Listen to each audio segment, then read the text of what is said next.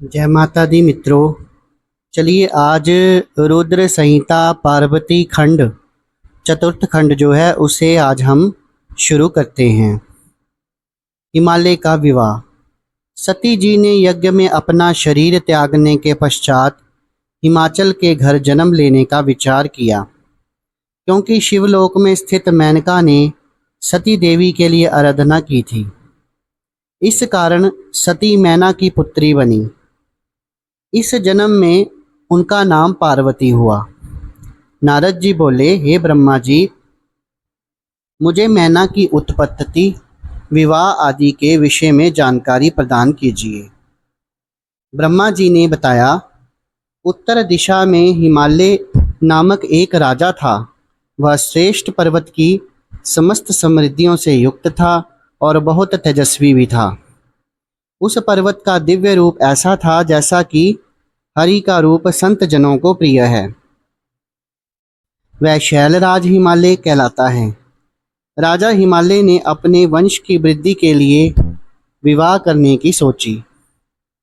सभी देवता मिलकर पितरों के पास जाकर बोले, आप देव कार्यों हेतु अपनी पुत्री मैना का विवाह हिमालय के साथ कर दें। इससे सभी का भला होगा और देवताओं के रास्ते में आने वाली आपत्तियां नष्ट हो जाएंगी। पितृगणों ने अपनी पुत्रियों के श्राप की बात का स्मरण करके मैना का विवाह पर्वतराज हिमालय से कर दिया। उस विवाह में ब्रह्मा, विष्णु, शिव आदि सभी देवता शामिल हुए। विवाह उत्सव के पश्चात सभी देवता और मुनि वृंद शिव पार्वती का ध्यान करके अपने अपने लोकों को प्रस्थान कर गए। पूर्व कथा। ब्रह्मा जी ने बताया, हे नारद, मेरे पुत्र दक्ष के 60 पुत्रियां उत्पन्न हुईं। उनमें से स्वदा नाम की पुत्री का विवाह पितृश्वरों के साथ हुआ। उसने 3 कन्याओं को जन्म दिया। बड़ी पुत्री का नाम मैना, मंझली कन्या का नाम धन्या और सबसे छोटी कन्या का नाम कलावती था। एक बार तीनों कन्याएं श्वेत द्वीप में भगवान श्री हरि के दर्शन करने गईं। उस समय वहां बड़ा भारी उत्सव मनाया गया। उसमें सनकादिक ऋषि भी आए। सनकादिक ऋषि के आने पर उनका स्वागत करने के लिए सब लोग खड़े हो गए, परंतु ये तीनों बहनें खड़ी नहीं हुईं। इस पर सनकादिक ऋषियों ने उन तीनों को श्राप दिया कि तुम तीनों बहन श्रुति को जानना चाहती थीं, परंतु तुमने अभिमान के कारण नमस्कार करने की आवश्यकता नहीं समझी, इसलिए तुम स्वर्ग से दूर जाकर मनुष्य बन जाओ। यह सुनकर दोनों बहनों ने अपने सिर झुकाकर ऋषि को प्रणाम किया और प्रार्थना करने लगी, हैं मुनि श्रेष्ठ, आप प्रसन्न हो जाइए। हम तो मूढ़ हैं, आप हम पर ऐसी कृपा करें कि हमको स्वर्ग प्राप्त हो जाए। ऋषि सनंत कुमार शिवजी की माया से प्रभावित होकर बोले, हे पितरों की 3 कन्याओं, अब तुम प्रसन्न होकर मेरी बात सुनो। यह बड़ी कन्या मैना पर्वतराज हिमालय की पत्नी होगी और इससे पार्वती नाम की कन्या उत्पन्न होगी जो भगवान शंकर की पत्नी बनेगी। दूसरी कन्या धन्या राज जनक की पत्नी बनेगी और इससे महायोगिनी लक्ष्मी स्वरूपा सीता जी उत्पन्न होंगी जो भगवान श्री राम की पत्नी बनेंगी। तीसरी कन्या कलावती राजा वृषभानु की पत्नी बनेंगी जो महामाया राधा को जन्म देंगी। मैना को पार्वती का वरदान प्राप्त होगा कि वह कैलाश तक जाएगी। तुम तीनों पितरों की कन्या होने के कारण पृथ्वी पर भी स्वर्ग के विलास प्राप्त करोगी। इस प्रकार कहकर मुनिराज सनकादिक अंतर्ध्यान हो गए। इसके पश्चात वे 3 बहनें भी अपने निवास स्थान को चली गईं। उमा की स्तुति। हिमालय मैना से विवाह करके अपने घर आए और सुखदायक स्थानों में मैना के साथ झूम झूम कर विहार करने लगे। एक बार देवताओं के साथ श्री हरि वहां आए। हिमालय ने उन्हें देखकर कहा, मैं आपके दर्शन पाकर कृतार्थ हुआ, मुझे क्या अज्ञात है। तब श्री हरि ने कहा, जगदम्बा सती के शरीर त्यागने की बात तो आपको पता ही है। अब आप ऐसा प्रयत्न करें कि वे आपके यहाँ जन्म लेकर देवताओं के कार्यों को संपन्न करें। श्री हरि के ऐसा कहने पर हिमालय ने कहा, आपकी आज्ञा शिरोधार्य है।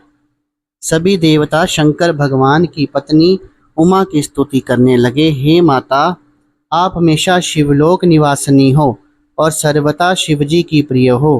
हे माता दुर्गे, हम सब देवता आपको प्रणाम करते हैं। जब देवताओं ने भगवती उमा की स्तुति की तो कष्ट निवारिणी दुर्गा देवी उनके सम्मुख प्रकट हुई। सभी उपस्थित देवता उनको प्रणाम करने लगे, स्तुति करने लगे। हे माता, हमें क्षमा कीजिएगा तथा सनंत कुमार के वचनों को पूर्ण करने की कृपा कीजिएगा। अब आप पृथ्वी पर अवतार ग्रहण कर शिवजी की पत्नी बनकर अपनी अद्भुत लीलाओं से देवताओं को सुखी बनाएं। देवी ने भगवान शिवजी का स्मरण कर कहा, हे मुनियों एवं देवताओं, मैं पृथ्वी पर अवतार अवश्य ग्रहण करूंगी। इससे देवताओं के दुख दर्द दूर होंगे। मेरे अवतार लेने के और भी कारण हैं। इससे पहले हिमाचल और मैना ने भी मेरी आराधना की है। अब भी वे भक्ति पूर्वक मेरी सेवा करती हैं। अतः मैं हिमालय के घर उनकी कन्या के रूप में प्रकट होऊंगी। मुझे ज्ञात है कि मेरे शरीर त्यागने से मेरे पति भगवान शंकर भी दिगंबर होकर मेरे वियोग को सहन नहीं कर पा रहे हैं। वे निरंतर जागते रहते हैं और जिससे वे कमज़ोर होते जा रहे हैं। वे मेरा पानी ग्रहण करना चाहते हैं, इसलिए मैं शीघ्र ही अवतार लेकर तुम्हारे कार्य सिद्ध संपन्न करूंगी। अब तुम अपने स्थान को जाओ और भगवान शिव का भजन करो। हिमाचल का तप।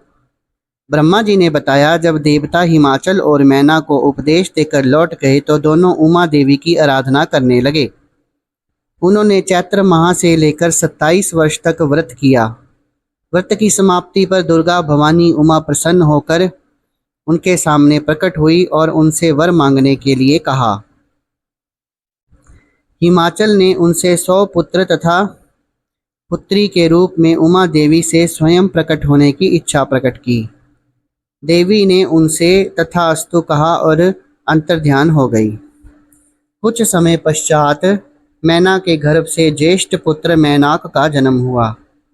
वह इंद्र के द्वारा पर्वतों के पर काटने पर समुद्र में छिप गया और समुद्र से मित्रता कर ली। हिमाचल तथा मैना दोनों ही देवी उमा और भगवान शिव के ध्यान में लगे रहते थे। उत्तम समय पर मैना रानी ने गर्भ धारण किया और समय आने पर सती प्रकट हुई। उमा भी कन्या के रूप में प्रकट होकर सांसारिक जीव की तरह रुदन करने लगी। कन्या के रुदन को सुनकर सब प्रफुल्लित हो गए। उनका नामकरण संस्कार हुआ तथा अनेक प्रकार के दान आदि वितरित किए गए।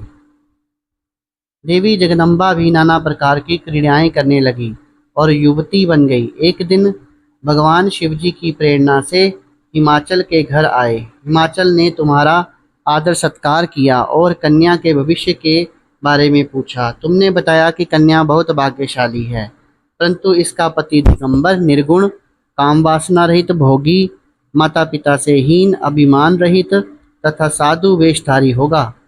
तुम्हारी यह बात सुनकर हिमाचल और मैना बहुत दुखी हुए, परंतु हे नारद, तुमने उनको आश्वासन दिया कि ये सभी लक्षण शुभ हैं, क्योंकि भगवान शंकर इसके पति बनेंगे, इसलिए पार्वती को शिवजी की प्राप्ति के लिए तप करना होगा। एक बार मैना ने अपने पति हिमाचल से कहा, पार्वती अब बड़ी हो गई है, अतः इसके लिए वर की तलाश कीजिए। हिमाचल ने मैना से कहा, नारद जी की बात कभी झूठी नहीं हो सकती। पार्वती से शिवजी की तपस्या करने को कहो। यह सुनकर मैना की आंखों में आंसू आ गए। वे पार्वती की कोमलता को देखकर बहुत दुखी हुई। पार्वती जी बोली, हे माता, मैंने आज प्रातःकाल ब्रह्म मुहूर्त में एक स्वप्न देखा है। मुझे एक तपस्वी व्यक्ति ने कहा है कि हे भाग्यवान, शिव की प्राप्ति के लिए तुम तप करो। यह सुनकर मैना ने यह सारी बात हिमाचल को सुनाई। शिव हिमाचल संवाद।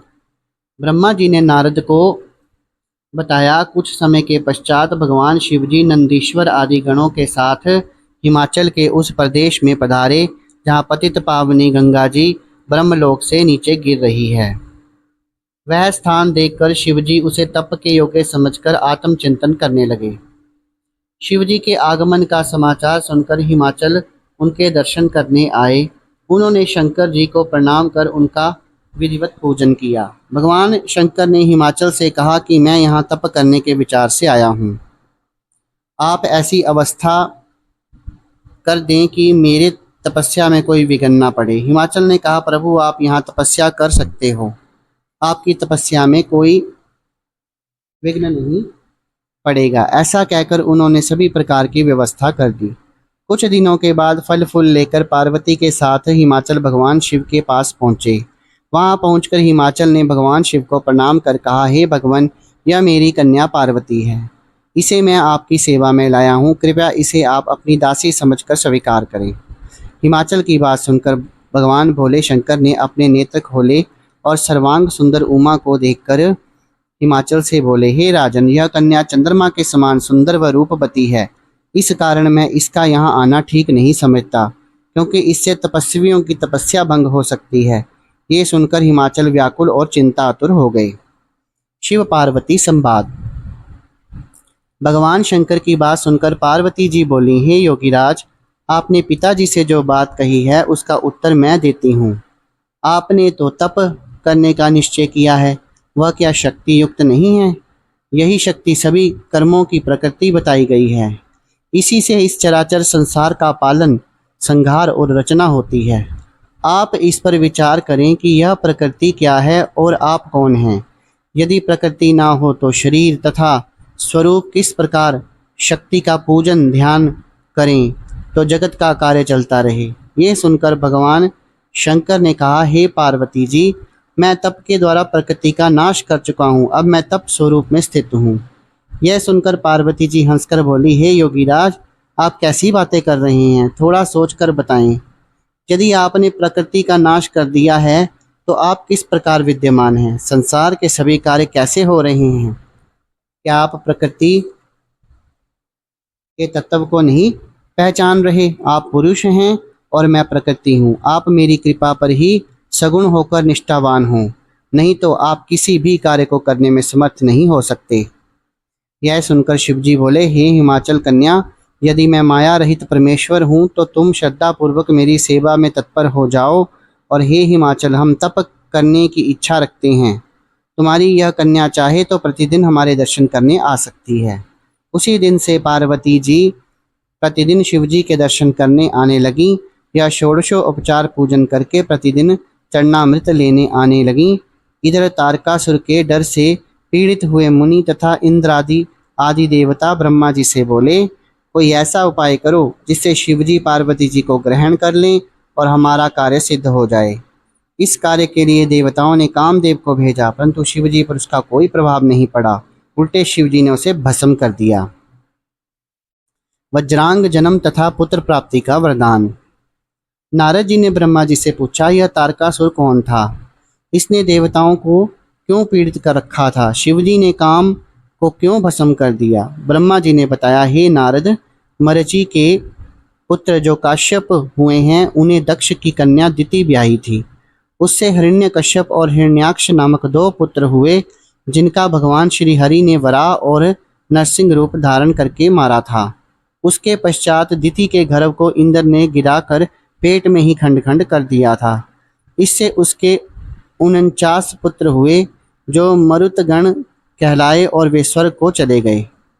इसके पश्चात दिति ने 10,000 वर्ष तक तपस्या की, जिससे प्रसन्न होकर कश्यप जी ने वज्रांग नाम का पराक्रमी पुत्र उत्पन्न किया। वज्रांग ने माता दिति की आज्ञा से देवताओं को जीतकर उनका राज्य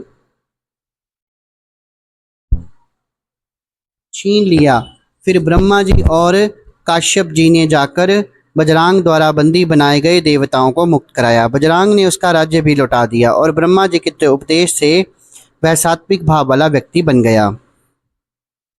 ब्रह्मा जी ने उसे एक रूपवती स्त्री प्रदान की। उस स्त्री ने अपने पति से महापराक्रमी श्री हरि को जीतने वाले पुत्र की याचना की। पति से ब्रह्मा जी की उपासना और तप कराकर एक पराक्रमी पुत्र का वरदान मांगा। ब्रह्मा जी वरदान देकर ब्रह्मलोक को चले गए। तारकासुर का जन्म तथा उसका तप।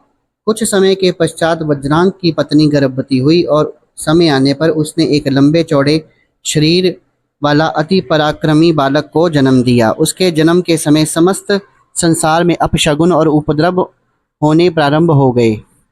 काश्यप जी ने उसका नाम तारकासुर रखा। कुछ समय बाद ही वह पर्वत के आकार का सा बन गया। उसने तप करने के लिए माता से आज्ञा मांगी। माता ने उसे प्रसन्नतापूर्वक आज्ञा प्रदान कर दी। इस पर उसने देवताओं को जीतने की अपनी इच्छा से मधुवन में तपस्या की। उसने अपनी भुजाएं ऊपर को उठाकर ऊपर की ओर दृष्टि करके एक पैर के अंगूठे पर खड़े होकर 100 वर्ष तक तपस्या की।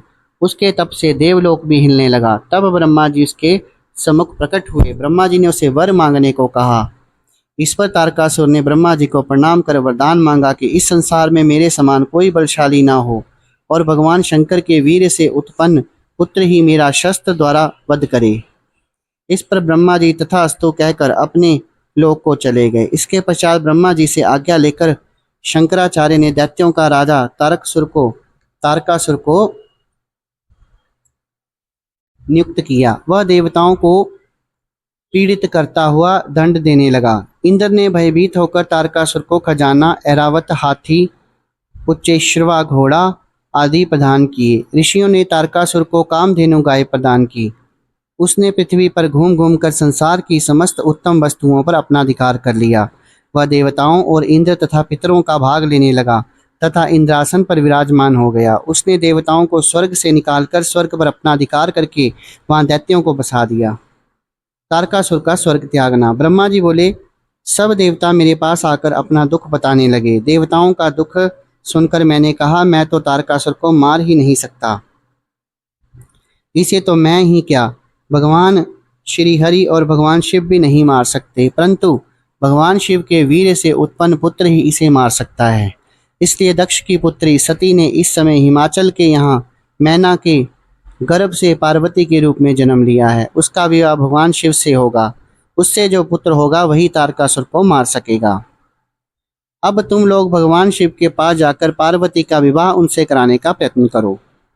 फिर मैं भी स्वयं तारकासुर के पास जाकर उसे समझाने का प्रयास करने लगा। मैंने उससे कहा, हे पुत्र, मैंने तुम्हें इसलिए वरदान नहीं दिए थे कि तुम अपनी सीमाओं को लांघ जाओ। यह स्वर्ग तो देवताओं के लिए बनाया गया है। तुम अति शीघ्र से छोड़कर पृथ्वी पर लौट जाओ और पृथ्वी पर ही राज्य करो, नहीं तो तुम्हें दुख भोगने पड़ेंगे। मैं उसे समझाकर चला आया। तारकासुर ने भी स्वर्ग को छोड़ दिया और पृथ्वी पर शोणित नगर पर शासन करने लगा। देवता स्वर्ग में इंद्र के साथ रहने लगे। कामदेव का शिव के पास जाना। सब देवताओं ने विचार करके शिवजी से विवाह की बात सोची। इंद्र ने कामदेव को बुलाकर उससे कहा, तुम शिवजी के पास जाकर उनमें काम उत्पन्न करो जिससे पार्वती का विवाह उनसे हो सके।